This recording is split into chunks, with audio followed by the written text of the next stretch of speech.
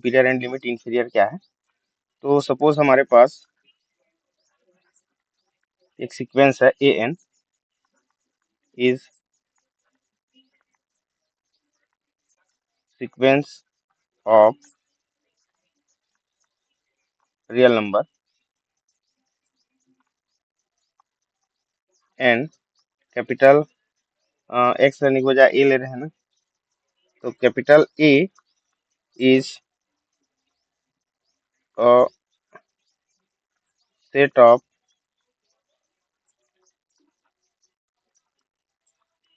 Limit points of sequence a n. दो चीज हम यहाँ पे कंसिडर कर रहे हैं, एक तो ए एन हमारे पास कोई सीक्वेंस है of real number and capital a is the limit set of limit point. इस सीक्वेंस के जितने भी लिमिट पॉइंट होंगे उनका क्या है, वो कलेक्शन है, एक सेट है। देखिए सीक्वेंस में लिमिट एक ही होता है और लिमिट पॉइंट जो है एक से अधिक हो सकते हैं, ठीक है। और यदि किसी सीक्वेंस में लिमिट है तो वही लिमिट पॉइंट होगा, और लिमिट पॉइंट एक से अधिक है तो वहां पर लिमिट नहीं हो सकता है ना। इन सब चीजों के बारे में हम पिछले क्लास में चर्चा किए हैं। तो लिमिट जो होता है वो यूनिक होता है। अब ध्यान दें कि जब हम किसी सीक्वेंस में उसके जितने भी लिमिट पॉइंट हैं उसका हम कलेक्शन ले लेते हैं, तो लिमिट सुपीरियर और लिमिट इंफीरियर क्या चीज है, ध्यान देंगे। तो इसमें जो पहला पॉइंट जो हम लिख रहे हैं, limit superior of sequence a n, है ना, इसको रिप्रेजेंट करने का जो तरीका है, डिनोट करने का तरीका कैसा है, वो ऐसा है, limit n tendings to infinite, और ये है हमारा सीक्वेंस। अब चूंकि हम सुपीरियर की बात किए हैं तो ऊपर में हम ऐसा बार बनाएंगे और इसको लिखा जाता है this is supremum of set a. Supremum of set a, a क्या है, कलेक्शन ऑफ लिमिट पॉइंट है। अब सुप्रीमम ऑफ ए का मतलब क्या है, सुप्रीमम वैल्यू हम कैसे निकालते हैं किसी सेट के लिए, और सेट के लिए आप सुप्रीमम वैल्यू अच्छे से पढ़ के आए हैं। ये क्या होता है, list upper bound of x, second number. चलिए पहले को ही थोड़ा और क्लियर कर लेते हैं। मान लीजिए हमारे पास कोई सीक्वेंस ए एन है ना, तो इसके जितने भी लिमिट पॉइंट है उसका एक हम सेट बना लेते हैं, और उस सेट में हम देखते हैं कि अपर बाउंड कौन सा है, और उस अपर बाउंड में जो सबसे जो छोटी वैल्यू होगी, list upper bound of set of limit point of any sequence is called limit superior. ध्यान दें, लिस्ट अपर बाउंड की हमने बात किया, उसके हम सुप्रीमम ऑफ ए लिख रहे हैं क्योंकि a is the collection of limit point of any sequence, और ये इसका नोटेशन है, इसको हम ऐसा लिखेंगे। इसी को एक और तरीके से लिखता है, limit n tendings to infinite supremum of sequence a n, ऐसा भी लिख सकते हैं। ये अलग अलग किताब में इसको रिप्रेजेंट करने का तरीका है। नंबर दूसरा, limit inferior of sequence a n is again denoted by limit n tendings to infinite and this is sequence a n. अब देखिए बार हम कहाँ पे लगाएंगे, अब हम नीचे में लगाएंगे क्योंकि अब हम इंफीरियर की बात कर रहे हैं, और ये क्या है एक्चुअल में, this is the infimum of set ए। ये जो हमने लिमिट पॉइंट का जो कलेक्शन बनाया है ना, उसी का हम इन्फीमम यदि हम निकाल लेते हैं तो उसी इन्फीमम पॉइंट को, लिमिट पॉइंट को हम क्या कहेंगे, लिमिट इंफीरियर कहेंगे, और ये क्या हो जाएगा आपका, greatest lower bound of set x. इसको एक और तरीके से हम लिखेंगे, limit n tendings to infinite infimum of a n, ऐसा।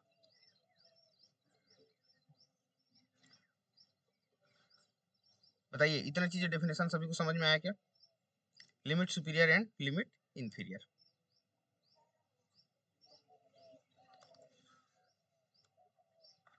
इसमें एक नोट करने वाली बात आती है कि if sequence a n converse to a point L से, है ना, ध्यान देंगे कि हमारे पास सीक्वेंस ए एन है और पॉइंट एल पे क्या कर रहा है, कन्वर्ज कर रहा है। कन्वर्ज कर रहा है मतलब उसके पास क्या होगा, एक यूनिक लिमिट होगा। लिमिट पॉइंट होगा उसी को हम क्या कहेंगे, लिमिट कहेंगे। देन इसका जो लिमिट सुपीरियर होता है, ऐसा लिख दिए इसको ए एन, और इसका जो लिमिट इंफीरियर होता है वो दोनों वही होता है, सेम होता है, और उसको हम क्या कहेंगे, यही एल से रिप्रेजेंट करेंगे। कब, यदि कोई सीक्वेंस ए एन किसी पॉइंट पे कन्वर्ज कर रहा है तो उसका लिमिट सुपीरियर और लिमिट इंफीरियर दोनों एक ही पॉइंट होता है, और वो पॉइंट क्या होता है, उस सीक्वेंस का लिमिट पॉइंट या उस सीक्वेंस का लिमिट। तो ये लिमिट सुपीरियर डेफिनेशन के साथ साथ एक स्टेटमेंट आगे हो सकता है ये यूज हो जाए। अब एक्चुअल में हम कैसे कर रहे हैं, किन बातों को हम चर्चा कर रहे हैं, लिमिट सुपीरियर लिमिट इंफीरियर, यदि हम एग्जांपल देखते हैं तो चीजें और बहुत अच्छे से क्लियर हो जाएगा। चलिए एग्जांपल देखते हैं, बहुत ही सिंपल से एग्जांपल जो हम हमेशा लेते आए हैं, है ना। ये है हमारे पास sequence -1 to the power n, इसमें ध्यान देंगे। अब इसमें क्या बोलता है, when n is even, n को हम क्या ले लेते हैं, इवन ले लेते हैं, तो n को हम क्या लिख सकते हैं, 2m लिख सकते हैं। तो ये जो हमारा सीक्वेंस an है, यहाँ पे हमको क्या मिलने वाला है, -1 to the power 2m and this is equal to +1। When n is odd, यदि आपका n ऑड हो जाता है तब के केस में हमारा जो सीक्वेंस है an वो क्या हो जाएगा, -1 टू द पावर 2n+1। अच्छा, इसमें सीक्वेंस मत लिखो, जो सेट का कलेक्शन है एक्चुअल में, ये तो सीक्वेंस मत बनाओ ये ऐसा, तो ये आपको दे देगा -1। अब इस सीक्वेंस में 1 अपने आप को इनफाइनाइट टाइम रिपीट कर रहा है, और ये -1 भी अपने आप को इनफाइनाइट टाइम रिपीट कर रहा है, और ये दोनों क्या है, इसके लिमिट पॉइंट्स हैं। तो हम यहाँ पे जो ए बनाना चाहते हैं, या फिर कहें यहाँ से हम ए जो लेना चाहते हैं, this is set of limit point, set of limit point that is 1 and -1, 1 and -1। अब इस सेट ऑफ लिमिट पॉइंट से हम निकालना चाहते हैं कि इसका लिमिट सुपीरियर क्या होगा, पहला नंबर। दूसरा नंबर, इसका लिमिट इंफीरियर क्या होगा, हम ये निकालना चाहते हैं। तो इसको हम लिखेंगे सुप्रीमम ऑफ ए, इसको लिखेंगे इन्फीमम ऑफ ए। अब देख लीजिए, अब इस सेट में दो ही एलिमेंट है, 1 एंड -1, ठीक है। सुप्रीमम का मतलब क्या है, list upper bound, upper bound में सबसे छोटा, ठीक है। तो अपर बाउंड मतलब जो सबसे बड़ी वैल्यू होती है, तो यहाँ पे देखिए 1 दिखाई दे रहा है, तो अपर बाउंड में सबसे छोटी वैल्यू क्या है, यहाँ पे 1 है, तो ये हो जाएगा 1। और यहाँ पे लोअर बाउंड में है आपको -1, -1 से इसकी सभी वैल्यू क्या है, बड़ी है, इससे भी छोटा जा सकता है, वो -2 -3 जा सकता है, लेकिन उनमें क्या है, बड़ा, ग्रेटेस्ट लोअर बाउंड। ध्यान देना, सुप्रीमम इन्फीमम को आप तभी याद रख पाओगे जब सुप्रीमम का उसका जो पूरा नाम, एक्चुअल में उसका नाम क्या है, उसको अब दिमाग में रखेंगे। क्या, अपर बाउंड में लिस्ट सबसे छोटा, इन्फीमम लोअर बाउंड में सबसे बड़ा, ग्रेटेस्ट लोअर बाउंड, तो हो जाएगा -1। तो इस प्रकार किसी सीक्वेंस का आप लिमिट इंफीरियर और लिमिट सुपीरियर आप फाइंड कर सकते हैं। और एक एग्जांपल, फेवरेट एग्जांपल, जो लगभग हम हर एक टॉपिक में चर्चा किए हैं, नंबर दूसरा, वो क्या है, a N equal to 1/n। अब यहाँ पे देखिए, यदि हम इसका लिमिट निकालें, limit n tendings to infinite, तो sequence a n, it will give limit n tendings to infinite 1/n, this is equal to 0। ये हमारा लिमिट पॉइंट हो जाएगा, लिमिट पॉइंट हो जाएगा, ये सभी जा रहे हैं, इसका जो लिमिट पॉइंट है और लिमिट दोनों सेम होता है। अब यहाँ पे यदि हम ए निकालना चाहते हैं, which is set of limit point, set of limit point, तो हमको क्या मिल जाएगा, सिंगलटन सेट 0 मिल जाएगा। और जब सिंगलटन सेट 0 मिल जाएगा तो इस केस में आपका जो लिमिट सुपीरियर है और लिमिट इंफीरियर है इस सीक्वेंस का, वो दोनों क्या हो जाएंगे, 0 हो जाएंगे। और अभी हमने एक स्टेटमेंट देखा कि यदि कोई सीक्वेंस किसी पॉइंट पे कन्वर्ट करता है तो उसका लिमिट इंफीरियर और लिमिट सुपीरियर दोनों सेम वैल्यू होता है। और आप जान रहे हैं ये जो सीक्वेंस है हमारा, ये कन्वर्जेंस सीक्वेंस है, और ये कहाँ पे कन्वर्ज करता है, 0 पे कन्वर्ज करता है ये, इसलिए इसका लिमिट सुपीरियर और लिमिट इंफीरियर दोनों एक ही पॉइंट हो जाएगा, और वो क्या है, 0। जीरो ही इसमें अपर बाउंड कहलाएगा, जीरो ही इसका लोअर बाउंड कहलाएगा, क्योंकि सेट ऑफ लिमिट पॉइंट का जो कलेक्शन है वो केवल एक ही पॉइंट है और वो है जीरो। और एग्जांपल्स देखते हैं कुछ, ताकि लिमिट सुपीरियर और लिमिट इंफीरियर जो है पूरी तरह से क्लियर हो जाए। Number third, sequence a n this is equal to -1 to the power 2n plus 1। ये तो ऑड के लिए हो गया डायरेक्ट, है ना। -1 to the power n 1 plus 1 upon n। ये देखिए यहाँ पे फिर से when n equal to 2m, या फिर हम इवन की बात कर रहे हैं। पहले इवन की जब हम बात करेंगे तो हमको क्या मिल जाएगा, an equal to -1 to the power 2m 1 plus 1 upon 2m हो जाएगा ये। तो यहाँ पे देखिए -1 टू द पावर 2m मतलब ये पॉजिटिव टर्म हो जाएगा, -1 का पावर यदि इवन है तो हमेशा पॉजिटिव देगा। तो यहाँ पे पीला 1 अपॉन 1 प्लस 2m, ये मिल गया। अब इसका यदि हम लिमिट निकालना चाहते हैं tending to infinite an this is equal to, अच्छा ये m के टर्म में आ गया, हमने इवन लिया हुआ तो इसको मैं m टेंडिंग करा रहा हूँ, m tending to infinite 1 plus 1 upon 2m। तो क्या मिल जाएगा, 1 प्लस 1 अपॉन इनफाइनाइट मिलेगा, इनफाइनाइट पुट करेंगे m की जगह में, और 1 अपॉन इनफाइनाइट आपको 0 देता है, दिस इज इक्वल टू 1। यहीं पे हम n equal to 2m plus 1 ले लेते हैं, और ये क्या है, ऑड। तो हमारा जो सीक्वेंस है वो क्या देने वाला है, देखिए -1 to the power 2m plus 1 1 plus 1 upon 2m plus 1। देखिए n की जगह 2m प्लस 1 रख दिए। अब ये क्या दे देगा हमको, ये दे देगा माइनस वैल्यू दे देगा, और जब ये माइनस वैल्यू देगा तो हमारे पास आ जाएगा 1 प्लस 1 अपॉन 2m प्लस 1। अब इसमें आप लिमिट लगा दीजिए, limit m tendings to infinite sequence a n, ये n रहेगा यहाँ पे m लिखना, limit m tendings to infinite minus 1 plus 1 upon 2m plus 1। तो यहाँ पे देखिए m की वैल्यू इनफाइनाइट रखेंगे, प्लस 1 करेंगे तो फिर से इनफाइनाइट, और 1 अपॉन इनफाइनाइट आपको 0 दे देगा, फाइनली यहाँ पे बचेगा 1 और सामने में है माइनस, तो हो गया -1। तो यहाँ पे जो हमको a मिला, ये मिला इनफाइनाइट पे क्या मिल रहा है, सेम इसके पहले जो -1 टू द पावर n किए थे भाई, ये मिल गया। तो यहाँ से आप निकाल लीजिए limit inferior of a n, जो कि क्या होता है, सुप्रीमम ऑफ ए होता है, तो यहाँ पे ये दे देगा आपको 1, और लिमिट इन्फीरियर आप निकालना चाहते हैं इस सीक्वेंस का, और ये होता है infinum of the set of limit point which is -1। इस प्रकार आप किसी भी सीक्वेंस का लिमिट सुपीरियर और लिमिट इन्फीरियर लिमिट पॉइंट का कलेक्शन पाके आप उसको आसानी से निकाल सकते हैं। बताइए इतने एग्जांपल से क्लियर है क्या सभी को, कि कैसे आप limit superior limit inferior find कर सकते हैं। क्लियर हो गया जी।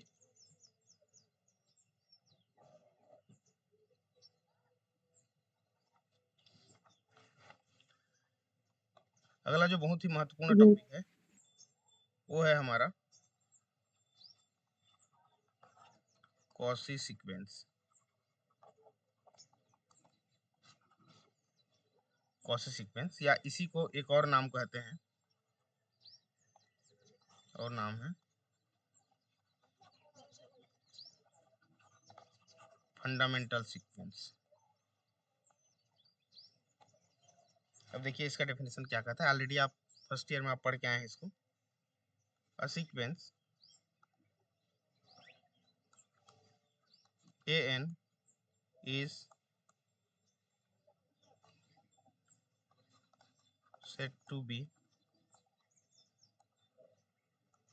a Cauchy sequence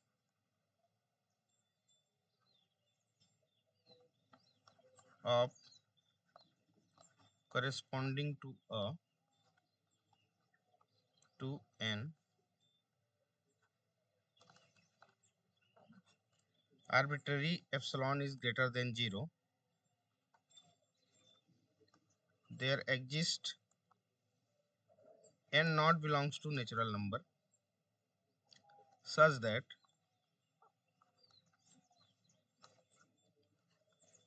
an minus am modulus is less than epsilon for all mn belongs to natural number and n is greater than or equal to m। ध्यान देंगे इसमें, या इसी का एक और स्टेटमेंट होता है a n plus p minus a n is less than epsilon for all n is, यहाँ पे एक चीज में मिस्टेक किया, ये जो एम और एन जो होता है ना, ये ग्रेटर देन एन नॉट के लिए होता है और n is greater than n not and p belongs to natural number. ध्यान देंगे, कोई बहुत बड़ी चीज नहीं है, बहुत ही आसान सा चीज है कि ए एन हमारे पास जो एक कोई सीक्वेंस है और उस सीक्वेंस को हम कॉशी सीक्वेंस कब कहेंगे। ए एन कोई नॉर्मल सीक्वेंस है, उसको हम कॉशी सीक्वेंस कब कहेंगे, यदि किसी arbitrary epsilon is greater than 0 के लिए हमको एक एन नॉट इस प्रकार मिल जाए कि ए एन माइनस ए एम का जो डिफरेंस है वो हमेशा किसी एप्सिलॉन वैल्यू से भी छोटा है। ध्यान दें, यदि हम एप्सिलॉन को क्या करते हैं, अपने हिसाब से चॉइस करते हैं उस सीक्वेंस के लिए, तो एन नॉट से बड़े जितने भी नंबर आपको मिलेंगे उन सभी के बीच का जो डिफरेंस होगा वो हमेशा क्या होगा, आपका एक फिक्स्ड वैल्यू एप्सिलॉन जो कि पॉजिटिव नंबर है उससे भी छोटा वैल्यू मिलेगा आपको। ध्यान दें, इसको हम इस प्रकार नंबर लाइन में करें तो ज्यादा अच्छा है, चीजें और क्लियर होंगी।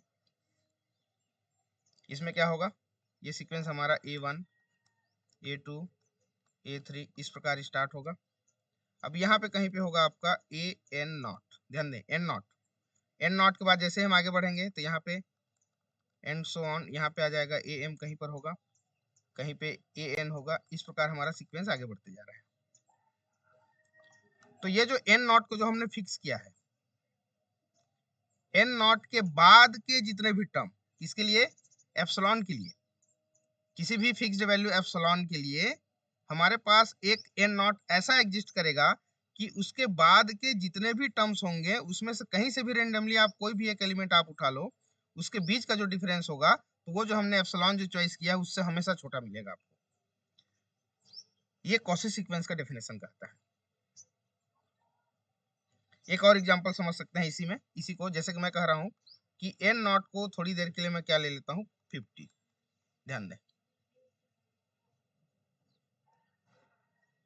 एन नॉट को मैं ले लेता हूं 50।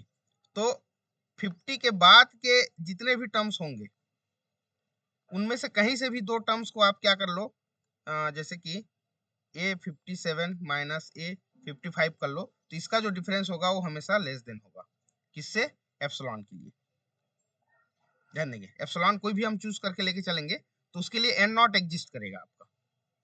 जैसे प्रॉपर किसी एक हम सीक्वेंस को लेके चलेंगे, उसके बाद ये जो टर्म्स मैंने लिखा है एन नॉट कैसे मिलेगा हमको, और कैसे दो टर्म्स का डिफरेंस हमको क्या मिलने वाला है, लेस देन एप्सिलॉन मिलने वाला है, वो एक प्रॉपर एग्जांपल जब हम लेके चलेंगे तो चीजें और क्लियर होता जाएगा। जैसे कि हम एक एग्जांपल लेते हैं, ध्यान देना, डेफिनेशन को फिर से एक बार मैं करना चाहूंगा कि कोई भी सीक्वेंस है उसको हम कॉशी सीक्वेंस कब कहते हैं, कि किसी भी arbitrary epsilon is greater than 0 के लिए, कहीं से भी आप आर्बिट्रेरी कोई वैल्यू ले लो किसी भी सीक्वेंस के लिए, तो उस आर्बिट्रेरी सीक्वेंस के लिए एक एन नॉट ऐसा एग्जिस्ट करेगा कि उस नंबर के बाद के जितने भी टर्म्स मिलेंगे उस सीक्वेंस में, उन टर्म्स में से कोई भी दो टर्म्स आप उठा लो और उसका जब आप डिफरेंस लोगे तो वो हमेशा लेस देन एप्सिलॉन मिलेगा, हमेशा लेस देन एप्सिलॉन मिलेगा। ये आपका कॉशी सीक्वेंस कहता है। चलिए एक एग्जांपल लेते हैं, वही जो 1/n हमारा जो फेवरेट एग्जांपल है उसी में हम चर्चा करते हैं। हमारे पास है sequence a n, this is equal to 1/n, है ना, ये माइनस एन नहीं है, ये ए एन, ये इस प्रकार। देखिए, अब इसमें आप देख सकते हैं A1 की वैल्यू निकालेंगे 1 मिलेगा, A2 की वैल्यू निकालेंगे 2 मिलेगा, 1/2 मिलेगा, A3 की वैल्यू निकालो आप 1/3, उसके बाद A4 निकाल लो, ये मिल गया 1/4, ये ऐसे आगे चलते जाएगा। ध्यान देंगे इस चीज को। अब मान लिया जाए मैं इसको नंबर लाइन में ड्रा करना चाहता हूँ, क्योंकि ये फंक्शन तो नहीं है लेकिन फंक्शन से डिफाइन किया जाता है सीक्वेंस, आप ये जानते हैं अच्छे से, है ना। तो ये y एक्सिस में हमारा क्या आ जाएगा, an आ जाएगा, और x एक्सिस में आ जाएगा आपका n। तो इसमें हम बढ़ा रहे हैं वैल्यू को 1 2 3 4 5 6, ये इस तरीके से। तो इस सीक्वेंस के अकॉर्डिंग हम इस प्रकार सीरीज में हम आगे बढ़ते जा रहे हैं, है ना। ये आपका नंबर ऑफ इनफाइनाइट तक जाएगा, an belongs to natural number. अब इसमें आप देख पा रहे हैं कि इसका जो मैक्सिमम वैल्यू है वो 1 है, और मिनिमम वैल्यू किधर टेंड करता है, ये टेंड करता है 0 की ओर, क्योंकि इसका लिमिट पॉइंट 0 है, आप सभी जान रहे हैं। तो इसमें हम मैक्सिमम वैल्यू क्या लिख दें, यहाँ पे 1 लिख देते हैं, ये हो गया 1, है ना। अब नेक्स्ट वैल्यू जो a2 है वो है 1/2, तो 1/2 इधर हाफ आ जाएगा। a3 है 1/3, तो 1/3 यहाँ पे कहीं पे आ जाएगा, ये रहा 1/3। देन अगेन 1/4, ये ऐसा 1/4। इस प्रकार हम आगे बढ़ते जाएंगे, तो किधर जाएंगे हम, ये जो हमारा ओरिजिन है 0 की ओर हम आगे बढ़ते जाएंगे इस तरीका से। तो ये तो ग्राफ में ड्रा हो गया। अब हम कॉची सीक्वेंस को हम कैसे समझा रहे हैं इसमें आप ध्यान देंगे। अब मान लिया जाए मैं कोई एप्सिलॉन वैल्यू पॉजिटिव वैल्यू लेके चलता हूँ 0.01, ध्यान देंगे ये ग्रेटर देन 0 है। इसका क्या मतलब है, इसका मतलब है 1/100, ध्यान देंगे 1/100। तो यहाँ पे हमको 1/100 जो टर्म्स मिला है एक्चुअल में कहाँ पे मिलेगा, वो n इक्वल टू यदि मैं 100 रखूंगा तो वहां पे मिलेगा। तो सपोज एग्जांपल के लिए मैं यहाँ पे ले लेता हूँ कि एक जो टर्म है ये n इक्वल टू 100 यहाँ पर है। तो हमारा कॉची सीक्वेंस क्या कहता है, ये जो एप्सिलॉन हमने लिया 0.01, इसके लिए एक n नॉट ऐसा एग्जिस्ट कर जाएगा कि इसके बाद के जितने भी टर्म्स हैं उनमें से कोई भी 2 टर्म्स उठा लें और उसके बीच का यदि हम डिफरेंस निकालें तो हमको हमेशा ये जो एप्सिलॉन हमने चॉइस किया है 0.01, इससे हमेशा छोटा मिलेगा उसका डिफरेंस, और यदि छोटा मिला मतलब वो क्या हो जाएगा, कॉची सीक्वेंस मिल जाएगा। ध्यान देंगे an minus am is less than epsilon for all mn is greater then n not, और ये mn आपका क्या है, नेचुरल नंबर है। तो n यहाँ पे क्या मिल जाएगा, जैसे ही हमने एप्सिलॉन को 0.01 लिया तो ये 1/100 हो गया। तो जाहिर सी बात है n को हमको क्या लेना पड़ेगा, यहाँ पे 100 लेना पड़ेगा। तो 100 बाद के जितने भी टर्म्स हैं तो वो क्या हो सकता है, वो हो जाएगा 1/101, 1/102, 1/103, ऐसा निकाल लो आप। तो इसमें से आप आगे के जितने भी टर्म्स आपको मिलते जाएंगे कोई भी 2 टर्म का आप डिफरेंस निकालो। जैसे यहाँ पे मैं ले लिया 1/101 माइनस 1/103।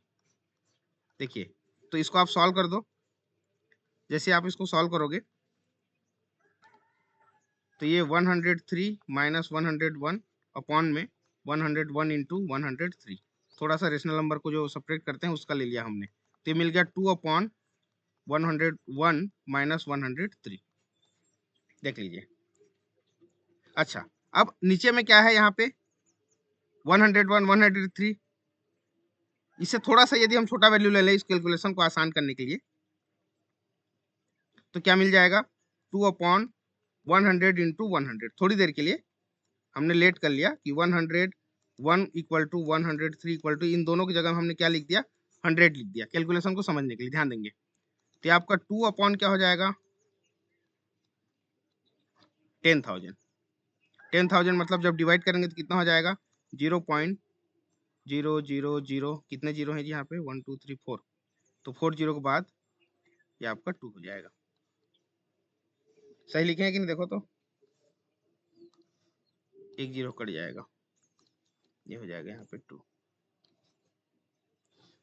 2 जीरो में 2 पॉइंट, ठीक है, तो 4 जीरो में 4 पॉइंट, ठीक है। तो आप देख लो यहाँ पे हमने क्या वैल्यू निकाला, ये 0.002। हमने एप्सिलॉन क्या चॉइस किया था, 0.01, और इस 0.01 से भी छोटा वैल्यू हमको मिला है 0.002, ध्यान दें। और यही हमारा स्टेटमेंट कहता है कॉची सीक्वेंस का कि किसी भी एप्सिलॉन पॉजिटिव नंबर के लिए एक n नॉट हमको क्या मिल जाएगा, इस प्रकार मिल जाएगा कि उसके बाद के जितने भी टर्म्स हैं उसमें से कोई भी दो टर्म्स का जो डिफरेंस होगा हमेशा एप्सिलॉन से आपको छोटा मिलेगा। ये कॉची सीक्वेंस का डेफिनेशन करता है। बताइए कॉची सीक्वेंस इस एग्जांपल से पूरी तरह से क्लियर हुआ क्या सभी को? एक बार यस और नो कह दें।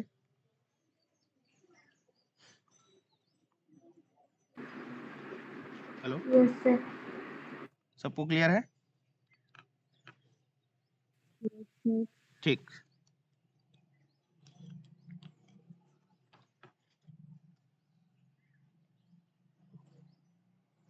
अब जैसे इसको आप थ्योरम के जैसे प्रूव करना चाहते हैं कि 1/n जो है क्या है, एक कॉची सीक्वेंस है। ठीक है, 1/n जो है कॉची सीक्वेंस है। यदि ऐसा प्रूव करना चाहते हैं आप तो उसको आप लिख सकते हैं यहाँ पे, जैसे क्वेश्चन के रूप में आप बनाना चाहें, so that the sequence 1/n is a Cauchy sequence. ये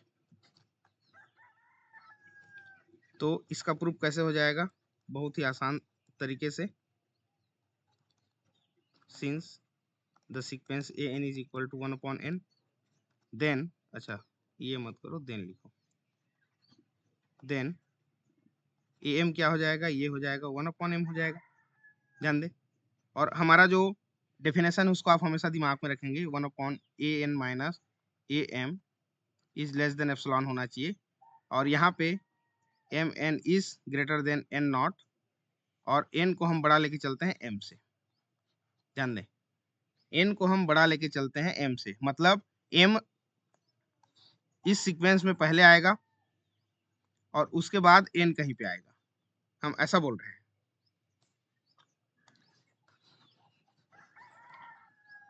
तो सबसे पहला काम, सिंस an माइनस am की हम बात करते हैं, तो an है हमारा 1/n और am है हमारा 1/m। तो जब इसको हम सॉल्व करेंगे, ध्यान देंगे, इसको जब हम सॉल्व करेंगे तो यहाँ पे आप बगल में लिख लो, since n is greater than m, तो जब n is greater than m है तो 1/n करेंगे और इसको 1/n करेंगे, तो ये जो आप इनइक्वलिटी लेके चल रहे हैं ग्रेटर देन का, वो क्या हो जाएगा? वो हो जाएगा लेस देन। क्या हो जाएगा? लेस देन हो जाएगा, मतलब 1/n क्या हो गया? यहाँ से छोटी वैल्यू हो गई और 1/m यहाँ से बड़ी वैल्यू हो गई।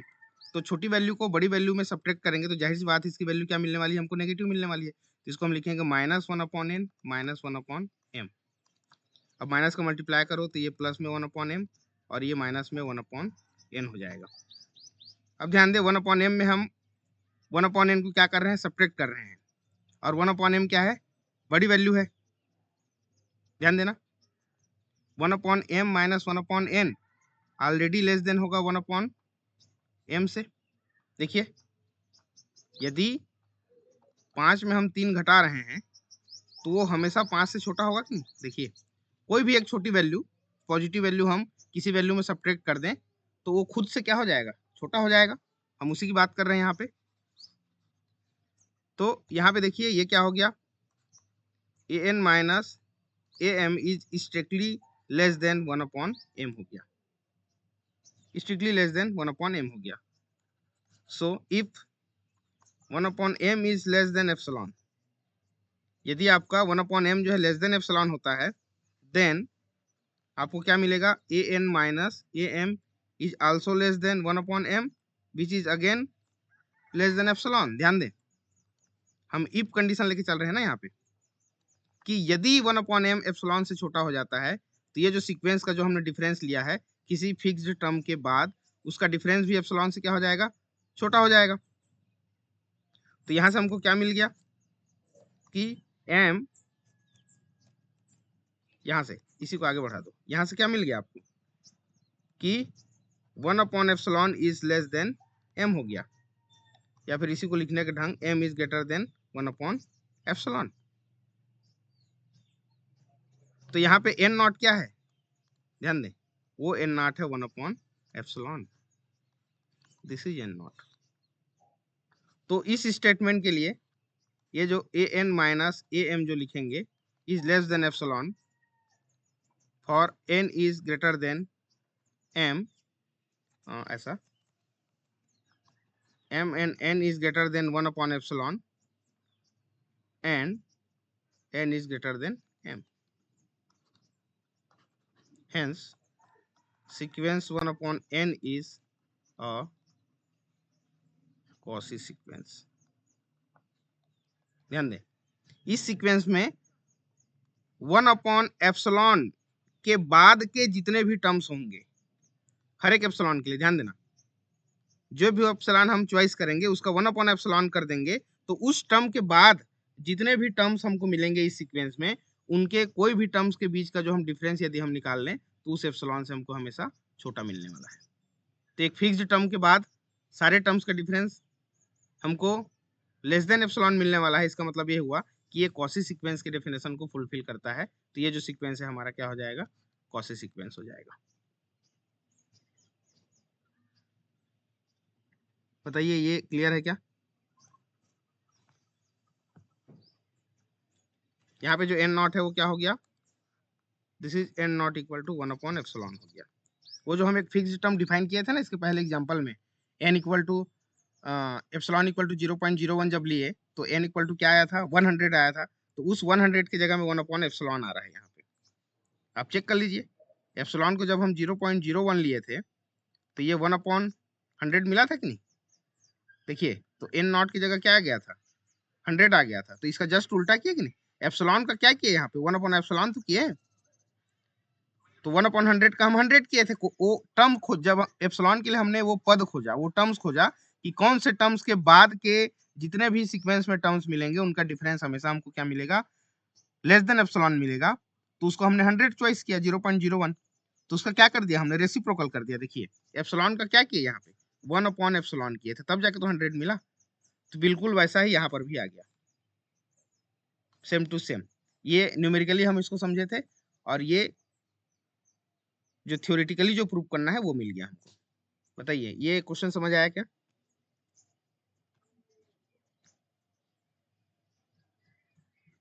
हेलो, ठीक। इसी में एक और क्वेश्चन हम करते हैं। किताब में मैं देखा था इस क्वेश्चन को भी, अच्छा क्वेश्चन है, समझने लायक। सो दैट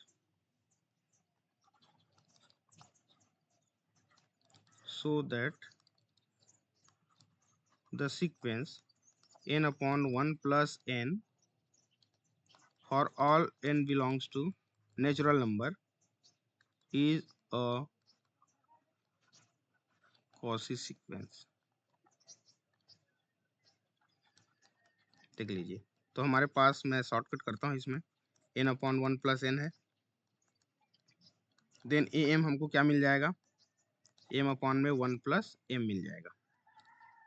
तो पहला काम ए एन माइनस ए एम निकालो, तो हो जाएगा n upon 1 plus n minus m upon में 1 प्लस m हो जाएगा ये।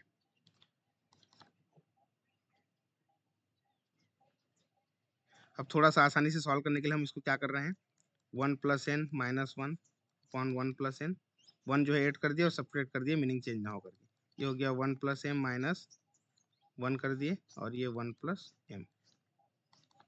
देखिए 1 प्लस एम के साथ डिनोमीटर चेंज करेंगे, 1 प्लस एम के साथ डिनोमीटर चेंज करेंगे, तो यहाँ से हमको क्या मिल जाएगा, ये दोनों कैंसिल आउट, तो क्या बचेगा 1 minus 1 upon 1 plus n minus, फिर 1 प्लस एम के अपॉन में 1 प्लस एम करेंगे, तो फिर से ये हो जाएगा 1 और ये माइनस का 1 के साथ मल्टीप्लाई होगा, तो हो जाएगा प्लस में 1 अपॉन 1 प्लस एम। अब आप देख पा रहे हैं यहाँ से ये प्लस 1 और ये माइनस 1 कैंसिल आउट हो गया, तो हमारे पास बचा 1 upon 1 plus m minus 1 upon 1 plus n मिल गया। किसकी value, a n minus a m की वैल्यू। अब यहाँ से बगल में थोड़ा सा देखें, सिंस हम क्या लेके चलते हैं, n is greater than m लेके चलते हैं ना, कॉची सीक्वेंस को प्रूव करने के लिए। मतलब एम जो है ना, एमवा जो पद होगा वो पहले आएगा किससे, एनवा से, nth टर्म से, हम ये कहना चाह रहे हैं। अच्छा, यदि इसमें हम +1 ऐड कर दें तब भी ये m +1 से क्या होगी, ग्रेटर देन होगी। अच्छा, लेकिन यदि हम इसका रेसिप्रोकल ले लें, n+1 कर दें, इसको 1 अपॉन m + 1 कर दें, तो ये जो इनइक्वलिटी है ये चेंज हो जाएगा, लेस देन हो जाएगा। ध्यान दो, मतलब 1 अपॉन 1 प्लस m बड़ी हो गई 1/n+1 से। तो ये पॉजिटिव वैल्यू देने वाला है, क्योंकि हमारा जो पहले जो वैल्यू आ रहा है वो बड़ी वैल्यू हो रही है, तो हमको पॉजिटिव मिलने वाला है। तो ये 1/1+m माइनस 1/1+n, ये हमको पॉजिटिव वैल्यू मिल गया। तो इस पॉजिटिव वैल्यू में ये ऑलरेडी लेस देन क्या हो जाएगा, 1/1+m हो जाएगा। ध्यान दो, अभी जो जस्ट पिछला में किए थे, m की जगह में सीधा 1+m हुआ है, उससे और अलग नहीं हुआ है। 1/1+m में कोई छोटी वैल्यू भी यदि हम सब्ट्रैक्ट कर देते हैं तो खुद से तो क्या हो जाएगा, ये छोटा ही तो मिलेगा सब्ट्रैक्ट करने पे। जो 5-3 वाला एग्जांपल दिया था, बिल्कुल सेम टू सेम वही केस यहाँ पर भी हुआ। अब आगे देखिए ये क्या हो क्या रहा है इसमें। सो an minus am is strictly less than 1/1+m। यहां से हम करेंगे if 1/1+m is less than epsilon, then an minus am is less than 1/1+m and again is then less than epsilon। तो यहाँ पे जो हमने इफ वाला कंडीशन लिया है, यहाँ पे ध्यान दो, तो ये क्या हो जाएगा, ये सो 1/epsilon is less then 1+m। ध्यान देना, कुछ नहीं किए हैं, ये इसको इधर क्रॉस मल्टीप्लाई कर दिए हैं, जहाँ पे 1/1+m को सपोज एप्सिलॉन से क्या हो रहा है, छोटा हो रहा है इस केस में। तो ये यहाँ से क्या हो जाएगा, 1/1+m is less than epsilon हो जाएगा, ये ऐसा। तो इसके लिए हमको क्या मिल जाएगा, ये लिखने का ढंग थोड़ा सा चेंज करो, और 1+m is greater then 1/epsilon, so m is greater then 1/epsilon minus 1 हो जाएगा। तो यहाँ पे जो ये है, ये आपका n नॉट है। कौन n नॉट हो गया, 1 - एप्सिलॉन माइनस में 1, ये आपको 1 नॉट मिल गया।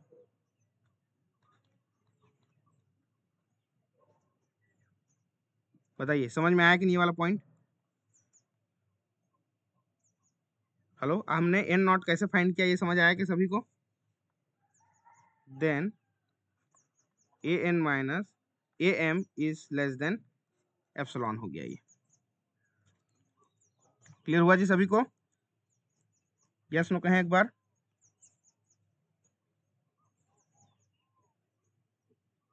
Yes sir. नॉट को फिर से बताइए। हाँ बोलिए एक बार, क्या बोले।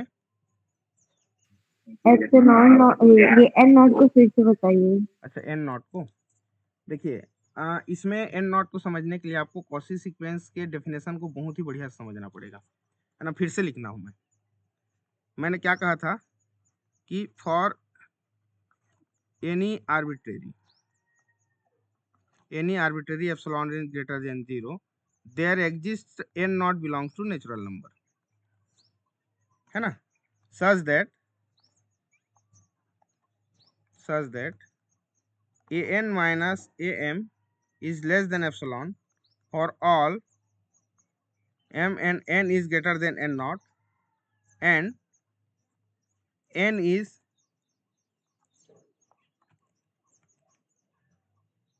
क्या लिखे थे इसको, n is greater than m। Definition को समझना है। देखिए ये यहाँ से स्टार्ट हुआ 1 से लेकर, ये यहाँ पे कहीं पे a नॉट आएगा, फिर यहाँ पे am आएगा और ये an आएगा। तो कोई भी हम एप्सिलॉन वैल्यू को चूज करें जो कि क्या होना चाहिए, ग्रेटर देन 0 होना चाहिए। तो इस एप्सिलॉन के लिए एक ऐसा n नॉट हमको मिल जाएगा, हर एक एप्सिलॉन के लिए ना, ध्यान देना, एप्सिलॉन का मान आप कुछ भी ले लो, हर एक एप्सिलॉन के लिए एक n नॉट हमको ऐसा मिल जाएगा कि उसके बाद के जितने भी टर्म्स होंगे, उसके बाद के जितने टर्म्स होंगे, वो सारे टर्म्स में कोई भी 2 टर्म्स का डिफरेंस ले लो, आपको वो जो एप्सिलॉन हम चॉइस किए ना, उससे छोटा वैल्यू हमको मिलेगा। तो हम एप्सिलॉन चॉइस कर रहे हैं, तो एप्सिलॉन के अकॉर्डिंग हमारा मेन उद्देश्य क्या है कि हमको n नॉट क्या मिलेगा, उसी को तो हमको बताना है कि हम एप्सिलॉन के लिए फॉर ऑल ना लिखें, और एवरी लिखेंगे तब भी चलेगा। प्रत्येक एप्सिलॉन के लिए ध्यान देना, एप्सिलॉन के लिए हमको एन नॉट ऐसा क्या मिलने वाला है, ऐसे कौन से टर्म के बाद सारे टर्म्स के कोई भी दो टर्म्स का डिफरेंस आप लोगे तो आपको उस एप्सिलॉन से छोटा मिलेगा, ये आपको प्रूव करना है। और यदि उस एप्सिलॉन से छोटा हो जाता है तो वो कॉची सीक्वेंस को क्या करता है, फुलफिल करता है उसके डेफिनेशन को, तो वो सीक्वेंस आपको कॉची सीक्वेंस हो जाएगा। तो यहाँ पे हमने क्या किया, हमको क्या मिला इस क्वेश्चन के लिए, an minus am is less then 1/1 plus m मिला। अब ये किसके जगह में आ रहा है, ये एप्सिलॉन की जगह में आ रहा है ना, हमारा जो डेफिनेशन है कॉची सीक्वेंस का वो एप्सिलॉन की जगह में आ रहा है।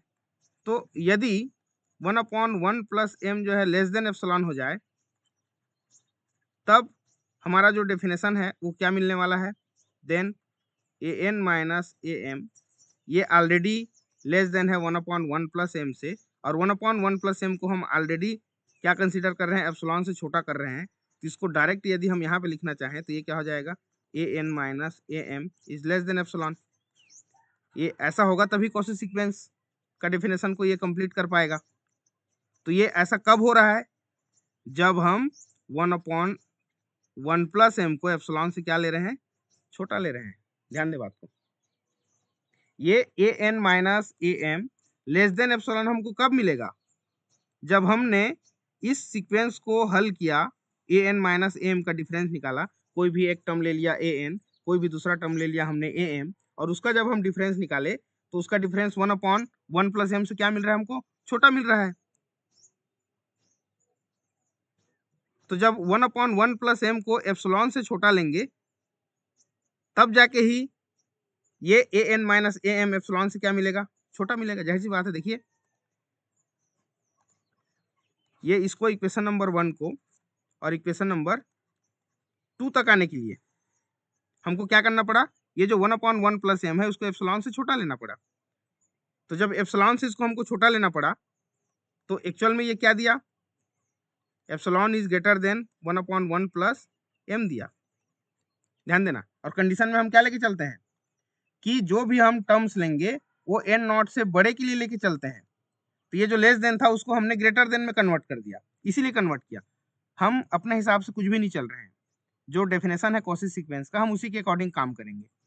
तो जो भी हम टर्म लेंगे उसके बाद के टर्म का डिफरेंस एप्सिलॉन से छोटा होना चाहिए। तो ग्रेटर देन के केस में लेना है, तो ये जो हम लोग लेस देन लिए हैं उसको हमने किस में कन्वर्ट कर दिया, यहाँ पे ग्रेटर देन में कन्वर्ट कर दिया। अच्छा, जब ग्रेटर देन में हम कन्वर्ट करेंगे तो हमको क्या वैल्यू मिल रहा है, यहाँ पे देखिए ये मिल जाएगा 1 plus m is greater then 1 epsilon और m is greater then 1 epsilon minus 1। ध्यान दें, ये वैल्यू मिल गया अंत में हमको। तो m जो है क्या होना चाहिए, 1 एप्सिलॉन माइनस 1 से बड़ी होनी चाहिए। मतलब ये जो a नॉट की बात कर रहा है वो क्या कर रहा है, 1 एप्सिलॉन माइनस 1 से बड़ी होनी चाहिए इधर।